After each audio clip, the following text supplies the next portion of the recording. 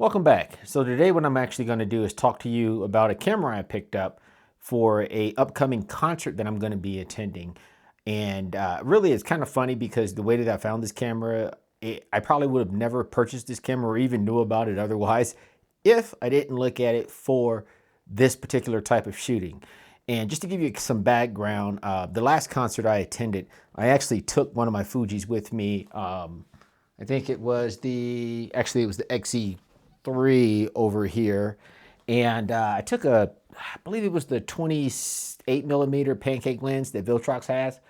And the main reason is because that concert had a rule like the one that I'm going to, where you cannot bring any interchangeable lens system cameras.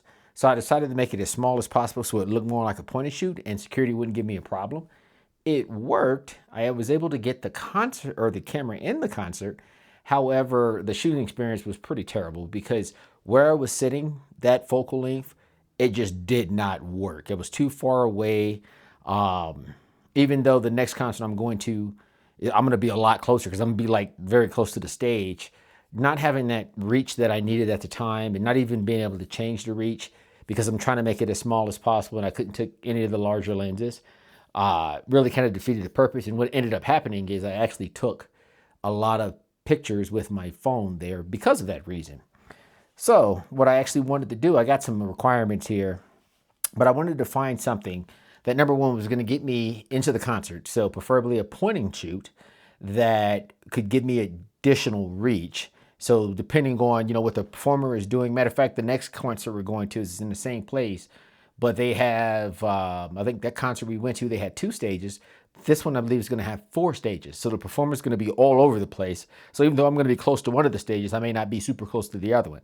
So I wanted longer reach. In my mind, 80 millimeters or longer was the top end. And then, wide, of course, wide enough. So if I had like, 24, 20, something like that, probably 24, that's about what I need. And then I also wanted something that was going to perform well in lower light. So the other problem I ran into with pancake lenses, it was a 4.5 APS-C, of course, on the Fuji. So therefore, it did okay, but it really didn't matter because, like I said, the reach is what was causing the problem. Me personally, when I looked for other point and shoot cameras, I was trying to find something with something larger than a 1-inch sensor because I've had a 1-inch sensor before. Wasn't a huge fan of that, but I did look at some 1-inch sensor cameras. I also wanted IBIS, mainly because of the reach. And I didn't want to deal with shaky footage if I could help it.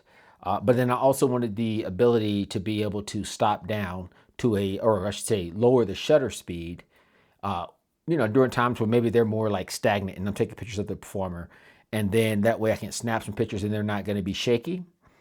And then I also wanted something that was going to be less than $500 because first off, for me, it's a point and shoot.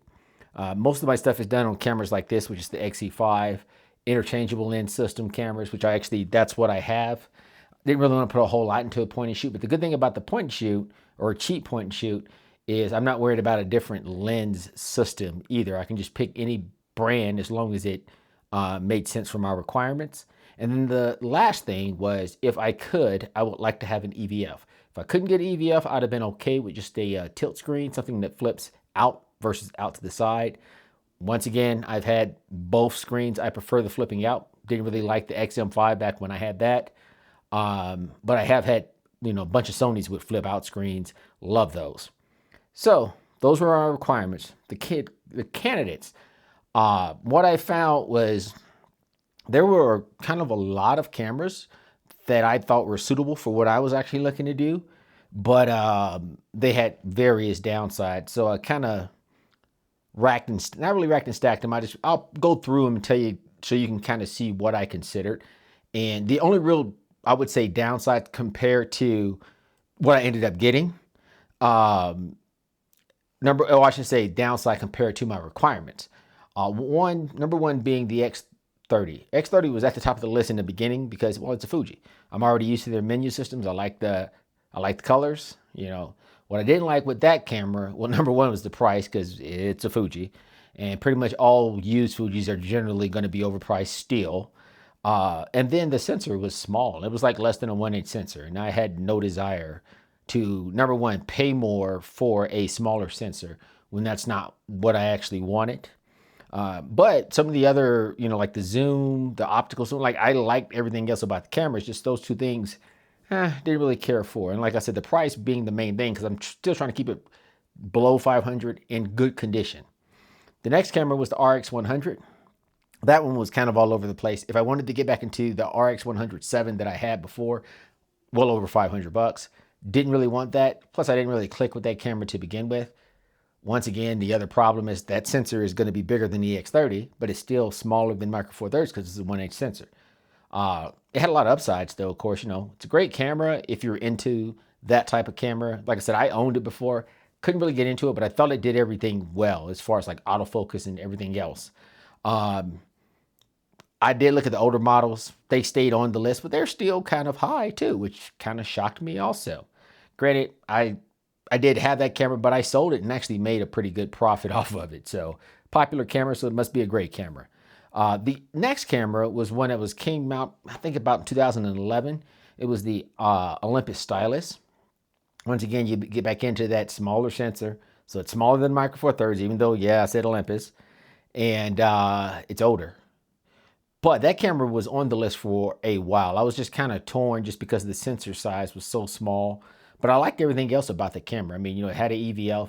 It had an Olympus colors, which I actually do like, even though I've never owned an Olympus.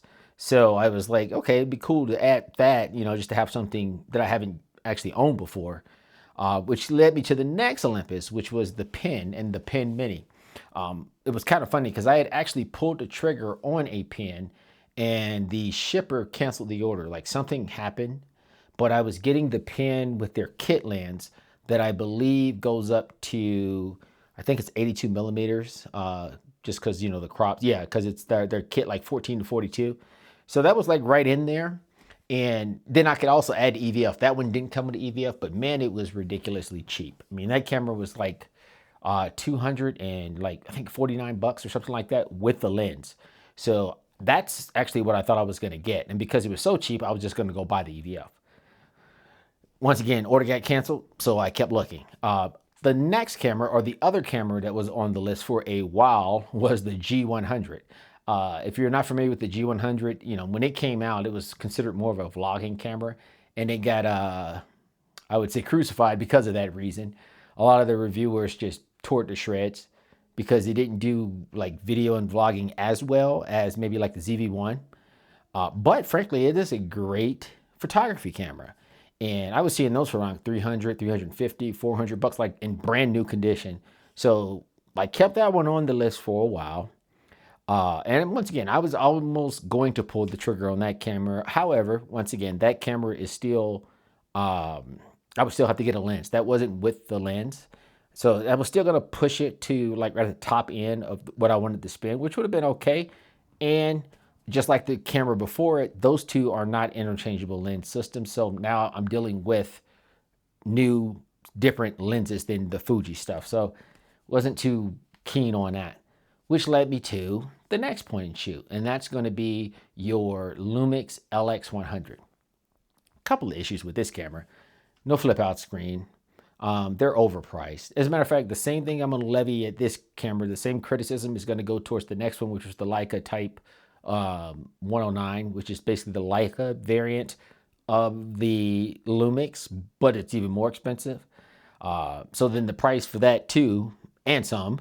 And then also they both have this thing with like dust lens issues where you can get lens trapped inside of the mechanism that extends the zoom. So yeah, I didn't want to deal with that. I had actually almost purchased one of these when I was in Japan like a few months ago, and it actually malfunctioned in the store as far as like trying to get it to like switch menus and focus. It wouldn't even do that. Once again, they're kind of pricey too. Rangefinder cameras are all kind of overpriced right now, and this just happens to be one of them. The cool thing though is it did have the Micro Four Thirds sensor, but yeah, just felt like it kind of wasn't for me at this moment. So what did I end up getting? Now, this was funny because at first this wasn't even on the list, but what I ended up picking up was this camera. And if you're not familiar with this camera is the PowerShot G1x Mark II. I'm trying to keep my face out of the screen so you can see this camera. By the way, I added the EVF. This is the newer EVF. It's the DC2 EVF.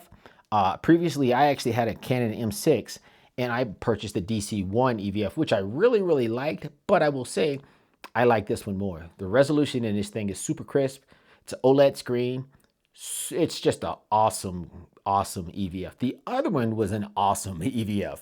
And the reason why I didn't get it this time is because, number one, I've always liked the design of this shape. Kind of reminds me of a Leica a little bit, but it's smaller, and it doesn't do the flip up thing, which I did like the flip up in the other EVF because I just started using it more, and it made a lot of sense.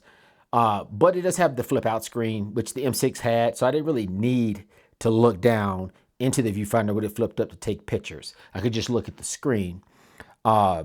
This one, of course, is a little pricier because it's new, but that's okay. Well, needless to say, when I purchased this camera, I started to look at PowerShots, and PowerShots are another camera that's kind of like the RX100. Certain ones really do hold their value well. If you look at the older version of this, it comes with a zoom lens, same sensor, but it has an optical viewfinder. I didn't really want that. Once again, I wanted the zoom lens, so I wanted to be able to see the right frame inside of the EVF or the viewfinder. And then the newer one, which was after this, actually added, it was a different shape. It's more of like a mini DLSR shape. So it has the hump for the EVF that's built into it. It also has face detect. This only has contrast-based autofocus, but that one is a lot more expensive. So it's like $1,200, I think. And then I saw some as cheap as like $800 on eBay used. But it's a lot of camera. It's a nice camera, but I didn't want to pay that. I bought this camera, however. I ended up paying, initially I paid about $444 for it because I got a coupon from the seller. And then when it arrived, it actually had a defect, which I'll show it to you. If you can see it on here, you might not be able to. I may have to just do some B-roll. And but there's a line on the screen. It's kind of like right in here, but it's the LCD that has the issue.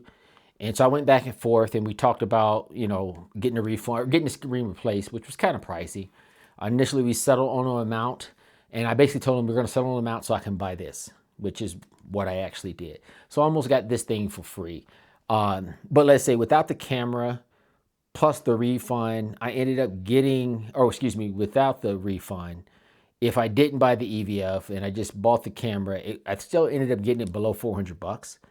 And then, like I said, what I got paid, I applied to this. So it was good value. It did receive a lot of good reviews. So what I will tell you is when I went and watched the reviews, some of them made sense, some of them really didn't. One of the biggest criticisms were the weight.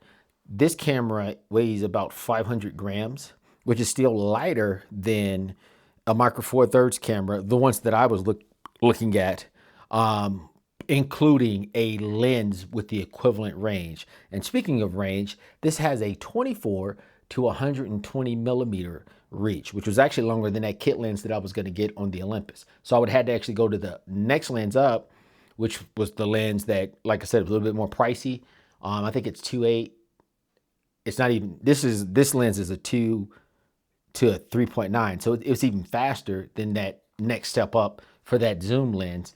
And then, like I said, if you add the camera, so the G100 plus that lens, it's way heavier than this setup. But the thing I like about this is I kind of felt like my RX100 was a little bit too small in my hands. And I like the hefty nature of this because it feels like it's built like a tank. And speaking of that, this camera was actually, just want to verify, was actually built in Japan. And you can tell, like, it just, as soon as it came out of the box, it felt like quality. So I've been shooting with it a lot, and I haven't had any issues, especially with the build quality, with the exception of that line.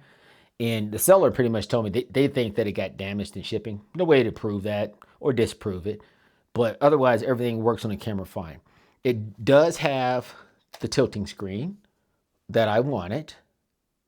It also has these rings up front, which wasn't even on the list, but it has 2 rings for controls. So I can do my aperture, shutter speed, ISO. You can do focus up here, but you can configure these rings for different things. It also has a 3-stop built-in ND, which once again, I've never even owned a power shot. I've only had EOS M's, which I loved. And it was kind of fun getting this again because I kind of felt because of the shape. It reminded me of the ESO. It reminds me more of an M3 and 6 combined. I feel like there's two different cameras here, and this was almost like the in-betweener for that camera, for the M6, because you never got the more advanced autofocus that the M6 has. It has about the same autofocus as the M3. This camera came out in 2014, so the sensors were a little bit closer.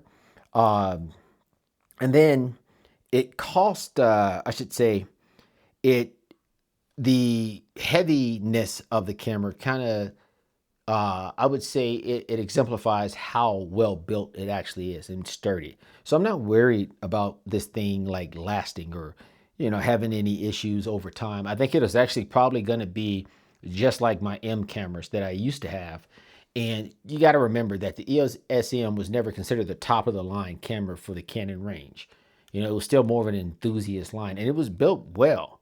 I would say the M3 was a cheaper feeling camera than the M6. The M6 to me was just quality, and I bought one that was like not in great condition, and I thought it was still really, really nicely built. I feel like that about this camera plus one. Like I feel like this camera is actually built better than the M6. It just feels that way, and it may just be the weight. But so far, I've gone out and I've shot as much as I can with this camera. I'm still shooting with my other cameras and doing other stuff too. But I have not been disappointed at all. I mean, it does really, really well. I've done more stuff like outside. I've done some low light stuff, not a lot yet, but that's coming because I definitely want to get out and use it in those types of environments more prior to the concert. But overall, great camera. Like I said, I think that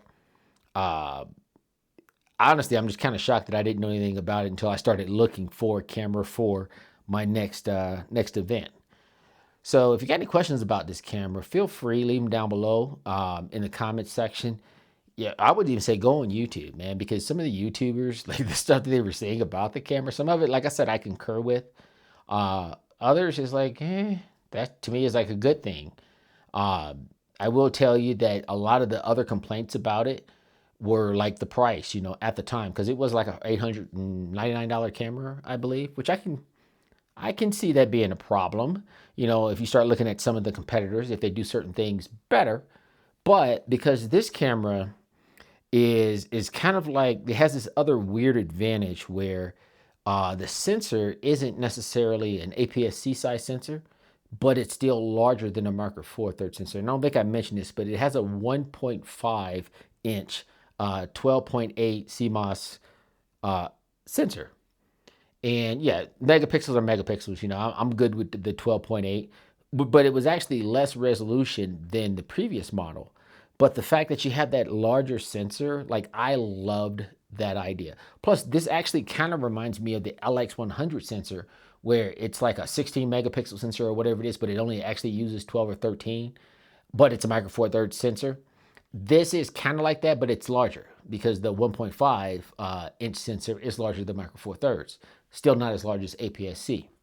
So I thought that it was just quirky. Like, that's a unique sensor to me, and I was happy just to be able to try something like that. What I've been doing with it here lately is you can easily change formats, configure a lot of buttons and all kinds of stuff. So I got a couple of shortcuts configured on here. Like my record button is not record anymore. I configured it for the ND filter. So when I'm out shooting bright conditions, I can throw that on. Or if I want to do some slow shutter stuff. And then for my other button, there's like a zoom or S button on here. I forget what it stands for. But I have that one configured to change my picture format. So I've been shooting in square format a lot, like the 1x1s, and it's really been fun with this camera. I also do 4x3s and 3x2s, but yeah, just swapping back and forth. I don't actually do that on my other cameras at all. This was just something I started doing with this camera because it just seems like it was fun, and I've been enjoying it. So if you have any questions, feel free, leave them down below. Click like, subscribe, and Agent Fit signing out.